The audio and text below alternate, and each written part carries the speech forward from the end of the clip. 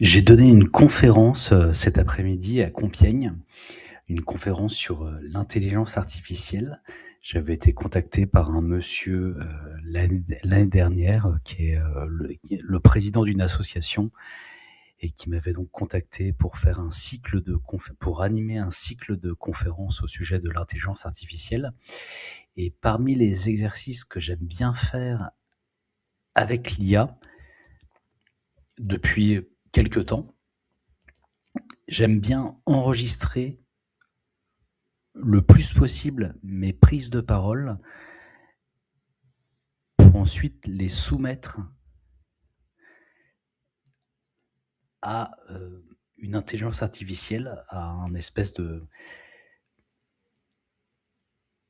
système que j'ai mis en place dans le but d'améliorer mes prises de parole quelles qu'elles soient.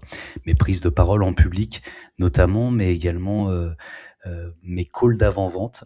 Alors c'est pas ultra RGPD, donc je vous demande, à ce que ça reste, entre vous. Mais j'ai pris l'habitude depuis un certain temps d'enregistrer mes calls d'avant-vente avec mes prospects, parce que j'ai envie de progresser, j'ai envie de devenir un tueur, j'ai envie de devenir une machine de guerre en call d'avant-vente. Bon, il se trouve que, c'est, pour le moment très, très loin d'être le cas. Mais justement, mon but, mon envie, c'est de m'améliorer, à la fois donc pas en prospection parce que moi je fais pas de prospection, je laisse les gens venir à moi parce que il se trouve qu'actuellement, hem, actuellement c'est suffisant. Peut-être aussi que c'est une excuse que je me donne et que peut-être que ça me fait extrêmement peur. Mais en tout cas, mon but, c'est de m'améliorer dans mes calls d'avant-vente, dans toutes, ces phases, commerciales, mais aussi de m'améliorer d'une manière générale dans ma prise de parole en public.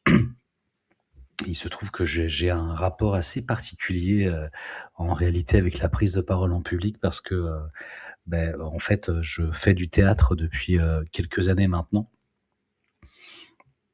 Il se trouve que j'ai fait un concours d'éloquence, il se trouve que je voilà, je me suis déjà retrouvé sur scène, sur la scène de l'Olympia notamment, devant, 1000 personnes, heu et que, tout porte à croire, puisque je l'ai déjà fait, que j'en suis donc, capable. J'ai fait du théâtre, j'ai fait des sketchs sur scène devant plusieurs centaines de personnes. Je vous dis pas que je suis l'acteur du siècle, mais enfin de toute évidence, je suis, capable de me tenir sur scène et de déclamer un texte, voire de jouer sur scène, avec des partenaires, sans être complètement ridicule. Donc je suis capable de faire ça. Hem, il se trouve que, selon moi, en tout cas c'est ma propre conviction que j'ai par rapport à moi-même, pour le faire, j'ai l'impression que j'ai besoin d'être, archi préparé.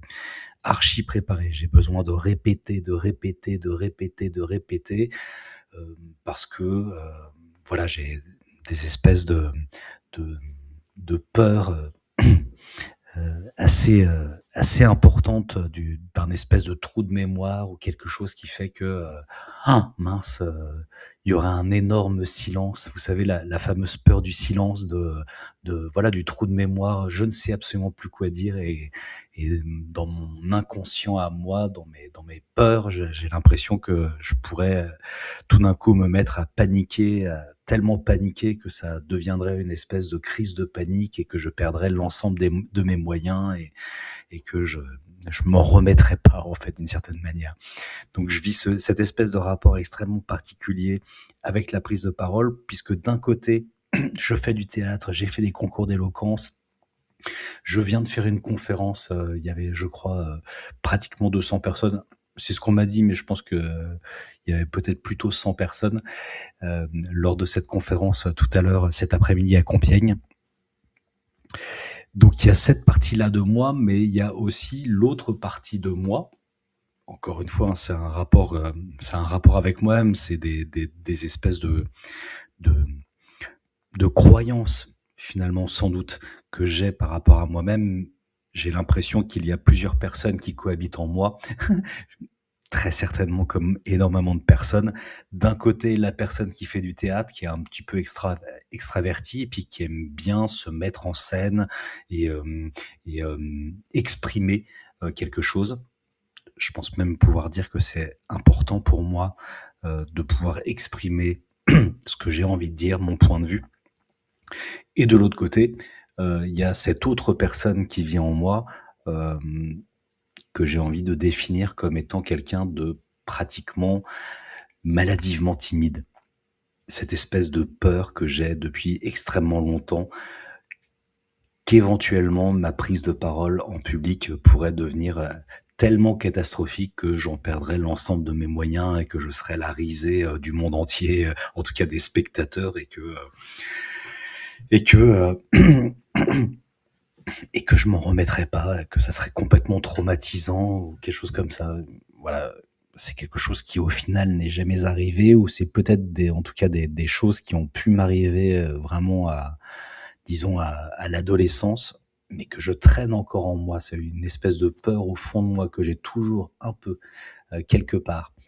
Hem, donc j'ai ce rapport particulier avec la prise de parole en public et j'ai cette envie vraiment profonde. C'est la raison pour laquelle je pense, hein, j'ai fait, ce concours d'éloquence et que, je fais du théâtre depuis pratiquement 3 ans maintenant.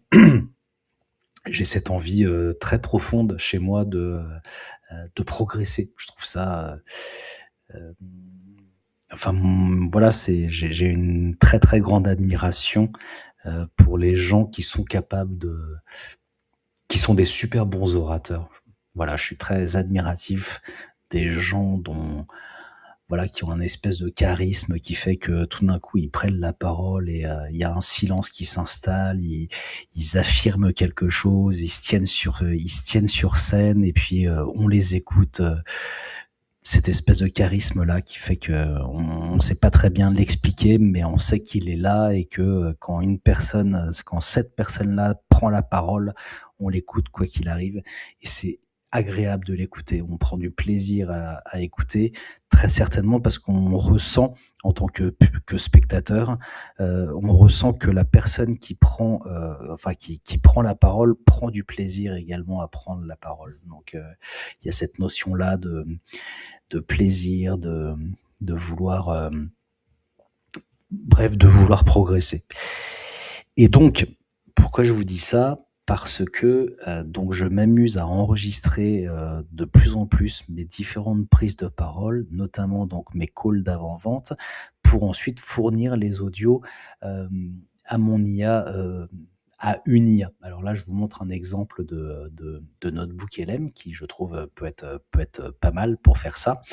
Je lui ai uploadé. Mon but, c'est vraiment en fait qu'elle identifie, que l'IA identifie, notamment, mes tics de langage, et qu'elle m'aide à voilà, à trouver mes axes d'amélioration et comment je pourrais, m'améliorer au fil du temps parce que j'ai, voilà, j'ai cette envie profonde, de m'améliorer. Donc je lui ai fourni là, l'audio de la conférence que j'ai fait, tout à l'heure, hem, donc à Compiègne au sujet de l'intelligence artificielle. Une conférence, je savais pertinemment que j'étais pas ultra prêt qu'à moitié. Je savais que j'allais un peu broder parce que conférence d'1 heure et demie, eh oh, 1 heure et demie, 40 slides, 1 heure et demie, est-ce que c'était suffisant ou pas? De toute évidence, c'était pas complètement suffisant.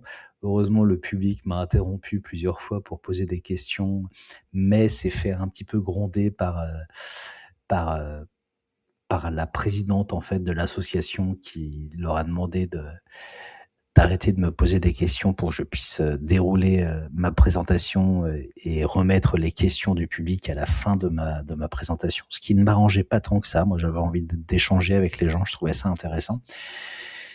En tout cas, il y a toute tout mon audio, l'audio de ma conférence que j'ai, uploadé dans Notebook LM et je lui ai donc demandé, notamment d'identifier mes principaux tics de langage parce que parmi les axes d'amélioration, je trouve que la première des choses à faire, hem, voilà, c'est d'essayer de réduire au maximum les tics de langage qui sont que des béquilles qu'on se donne, parce que pour, résoudre le stress, hem, enfin moi, en tant que spectateur, je les identifie, j'ai l'impression de les identifier, très rapidement et ça m'agace très rapidement parce que, alors je donnerai aucun nom parce que je suis, complètement, victime ou coupable de tics de langage, mais par exemple, il y a quelqu'un qui est assez, hem, hem, connu dans la sphère, dans laquelle je suis, la sphère, SEO et marketing digital et SEO plus particulièrement et puis, dans chacune de ses vidéos, il répète, bah, très simplement, très simplement, très simplement et après pratiquement toutes les deux trois phrases, il va dire très simplement et au bout d'un moment, c'est juste, il le fait absolument pas exprès, mais c'est agaçant. C'est juste agaçant pour moi parce que j'ai identifié ce tic de langage et ça revient toutes les deux trois phrases. Moi, je fais que ça, des tics de langage, évidemment. Et comme j'étais, en plus de ça, pas ultra prêt, un petit peu stressé quand même, parce que pas ultra prêt, et bien donc j'ai demandé à, NotebookLM d'identifier dans l'audio dont il m'a fait la transcription, évidemment, de voilà, de m'identifier tous mes tics de langage et c'est, je trouve assez intéressant parce que je trouve qu'il le fait vraiment très, très bien. Donc il m'explique que j'ai dit, mon tic le plus prononcé, c'est «en fait». Il l'utilise presque continuellement pour introduire une idée, faire une transition ou insister sur un point. Les fameux ça, une hésitation vocale classique et omniprésente dans ses phrases pendant qu'il formule sa pensée. Voilà, ça c'est terrible, c'est l'un des tics de langage.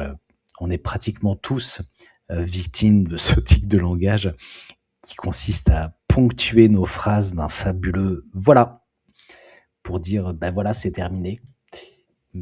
Voilà, je vais passer à une pensée suivante, mais ça montre un manque d'assurance, me semble-t-il.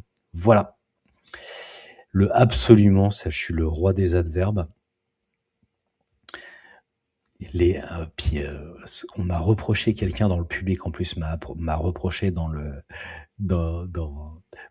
à la fin de ma conférence finalement d'être, trop enthousiaste parce qu'en fait, je j'avais pas mesuré la chose, mais dans le public, il y avait, le public était finalement divisé en 2 camps, me semble-t-il. Il y avait les pro IA et les anti IA. Quelqu'un m'ayant fait la réflexion qu'on n'aurait jamais dû appeler ça intelligence artificielle parce que ça n'a absolument rien à voir avec l'intelligence.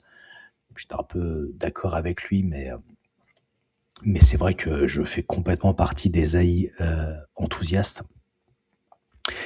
et le fameux absolument génial, ça c'est absolument génial. J'ai notamment d'ailleurs parlé de NotebookLM pour dire que c'était absolument génial comme outil. Ce que je pense, hein, fondamentalement. Absolument incroyable, je dis absolument n'importe quoi, parce que j'ai parlé des hallucinations. Les fameux donc, qui revient constamment pour lier mes phrases et enchaîner mes idées. L'air de rien, ça je l'avais pas identifié moi-même. Une expression que j'affectionne particulièrement pour introduire un argument sous-estimé ou un fait surprenant. Grosso modo, il l'utilise fréquemment lorsqu'il souhaite résumer une situation, vulgariser ou faire une approximation. Disons grosso modo, c'est quoi le je veux qu'il se passe telle ou telle chose. Bon, c'est-à-dire une formule qu'il répète souvent au moment de préciser, d'expliquer ou de reformuler le fonctionnement technique de l'IA. Et puis les fameuses répétitions syllabiques, c'est-à-dire que lorsqu'il réfléchit en parlant, le conférencier a tendance à répéter plusieurs fois de suite des pronoms ou des petits mots de liaison. Ça c'est mon fameux bégaiement. Vous voyez, c'est elle, ça c'est terrible ça. Il faut absolument réussir à corriger ça. Donc ce que je trouve vraiment bien avec, l'intelligence artificielle à ce niveau-là, c'est qu'elle va pas avoir peur de me vexer. Si je lui demande, très clairement d'identifier, de me critiquer en fait, ma prise de parole, elle va pas avoir peur de me vexer, elle en a strictement rien à faire évidemment. Alors que si je demande à, un ami, à quelqu'un, il va avoir peur de me vexer, il aura raison parce que ça va me vexer. Donc c'est un peu compliqué. Donc c'est en ça que l'IA, je trouve, est assez, utile dans ce but-là de, vous voyez, j'essaye pendant que je fais cette vidéo, je la fais grosso modo pour ça. C'est-à-dire que je ne me suis pas préparé, j'ai pas de notes quelque part. Je sais grosso modo de quoi je veux vous parler et je veux réussir à faire le moins de possible et essayer de pas, rajouter trop de donc absolument, grosso modo, l'air de rien. Si ça se trouve, j'en ai déjà fait beaucoup, vous pourrez me dire en commentaire éventuellement. Mais donc, le fameux donc, l'intelligence artificielle m'aide, je pense, elle peut vraiment être utile quand on lui soumet, des audios, vraiment live en temps réel, hem, peut vraiment être utile pour, déceler nos principaux défauts pour qu'on puisse éventuellement les corriger. Donc après m'avoir, décelé mes principaux, tics de langage, je lui ai demandé comment je pourrais, hem, améliorer ma prise de parole en public afin d'être beaucoup plus audible et fluide.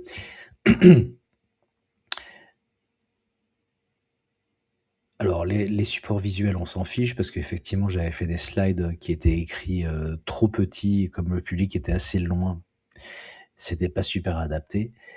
On m'a aussi reproché, le fait que, quand les personnes, me posaient des questions, elles avaient pas de micro donc les gens n'entendaient pas les questions, donc il fallait que je répète les questions, bien sûr. Mais là, c'est plus intéressant. Garder le fil de sa pensée et synthétiser son propos. À plusieurs reprises, le conférencier s'égare dans ses explications. Il s'excuse, par exemple, d'être un peu trop long sur un sujet et va jusqu'à perdre le fil de sa logique en pleine phrase. Avant, je ne sais plus du tout ce que je voulais dire par rapport à ça. Et ça, c'est l'IA qui me l'a rappelé parce qu'effectivement, j'ai eu, je suis parti dans une digression parce que c'est l'un de mes grands problèmes dans la vie, c'est évidemment la digression. Et je fais une digression et au milieu de ma digression, je suis en train de me rendre compte que je ne sais plus pourquoi je fais cette digression et je me pose la question de savoir comment je vais réussir à raccrocher les wagons et j'y arrive tellement pas que je suis obligé d'avouer, devant tout le monde que je sais plus du tout ce que je voulais vous dire. Et je crois que j'ai réussi finalement à retrouver le fil de ma pensée, mais c'est, alors j'ai réussi, je pense qu'il y a par rapport à il y a 10 ou 15 ans de ça, peut-être que ça m'aurait fait paniquer. Là, ça m'aura pas fait pa ça m'a pas fait paniquer parce que finalement, bon, il suffit de le dire, hein, quand on quand on a un trou de mémoire et puis l'ambiance était plutôt chaleureuse et sympathique, donc il y avait pas vraiment, de besoin de paniquer. Mais ça reste une bonne leçon pour moi d'arrêter d'essayer de pas trop digresser et en tout cas pas trop longuement parce que sinon on n'y comprend plus rien. S'appuyer sur des notes plus structurées ou s'en tenir à un plan précis lui permettrait de gagner en fluidité et d'éviter ces digressions. J'avais des slides et j'avais pas de notes. Donc effectivement, à un moment donné, comme en plus de ça, j'avais peur que ce soit trop court, je rallongeais un peu volontairement. C'était sans doute pas la meilleure des idées. Maîtriser ces tics de langage par des silences, voilà, ça la fameuse force des silences, plus dur à faire qu'on ne le pense, de d'assumer ces silences. Pour corriger les nombreux tics de langage et répétitions évoquées précédemment, en fait, grosso modo, le conférencier pourrait s'entraîner à faire de courtes pauses silencieuses, prendre le temps de respirer au lieu de combler le vide avec des rendrait son discours beaucoup plus fluide et percutant. Merci. Merci l'IA. Nuancer son vocabulaire pour asseoir sa crédibilité. Un spectateur lui a fait remarquer qu'il employait beaucoup trop le terme génial. Vous voyez, le fameux AI sceptique dans la salle, qui à la fin s'est excusé il m'a dit: «J'espère que vous l'avez pas mal pris ce que je vous ai dit. En plus, je vous trouve tout à fait sympathique monsieur». Je l'avais pas mal pris, mais je l'avais senti un peu agressif quand même, mais il y avait pas plus que ça de raison de mal le prendre. Et qu'il manquait peut-être un peu de prudence dans son discours. Le conférencier, qui se dit lui-même très enthousiaste, gagnerait à modérer l'usage de ces superlatifs absolument incroyables, absolument génial, pour s'adapter à un public parfois sceptique vis-à-vis de l'IA, ce qui fluidifierait les échanges et renforcerait son objectivité.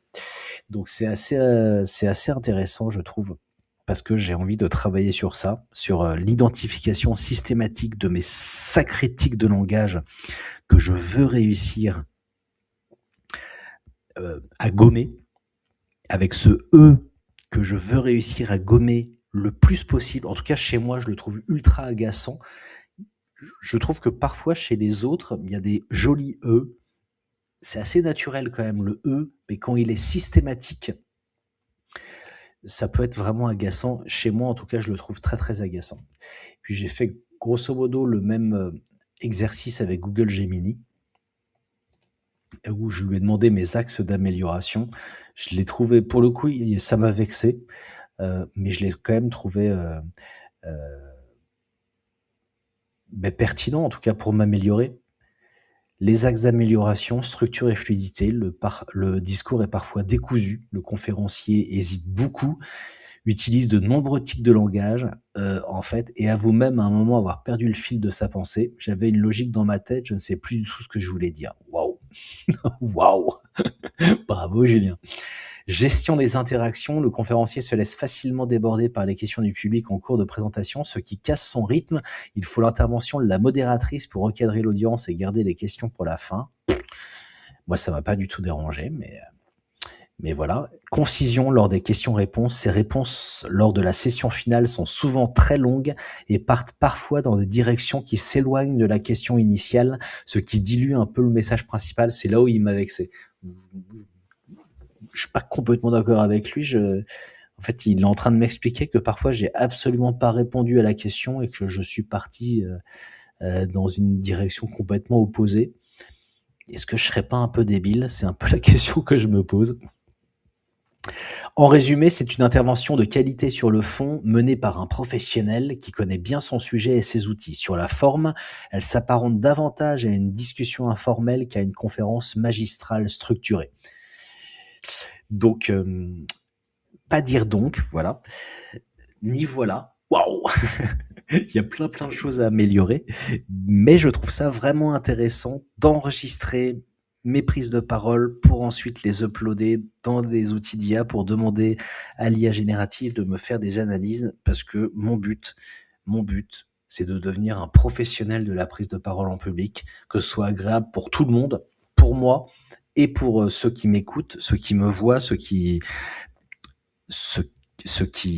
assistent à des conférences que je donnerai, pour que ce soit beaucoup plus structuré. Et je pense au final, donc, que l'IA, effectivement, vraiment peut m'aider à, à m'améliorer.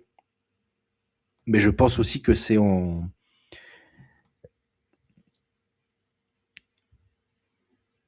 répétant l'exercice le plus possible, sans cesse et sans cesse, que je vais devenir une bête de scène. Non, vous pensez pas la même chose que moi? Je sais pas si vous faites la même chose vous-même, si vous vous amusez à vous enregistrer. Je sais, hein, c'est pas très RGPD, hein, quand il s'agit d'un call avec un client, ou plutôt avec un prospect. Si le prospect il est pas prévenu, moi j'ai pas forcément prévenu tous mes prospects. Et en même temps, ça reste, je le mets pas forcément en ligne, hein, ce que j'enregistre. Je le mets jamais en ligne, pour vous dire la vérité, mais moi ça m'aide vraiment voilà, à analyser la manière dont je prends la parole, mes fameux types de langage, ce que je dois améliorer pour devenir une bête de scène, une machine de guerre en call d'avant-vente, enfin bref, une meilleure personne, d'une certaine manière. C'est tout ce que je voulais vous dire et je vous dis à très bientôt pour une nouvelle vidéo. N'oubliez pas de liker et de vous abonner. Merci beaucoup. Ciao, ciao.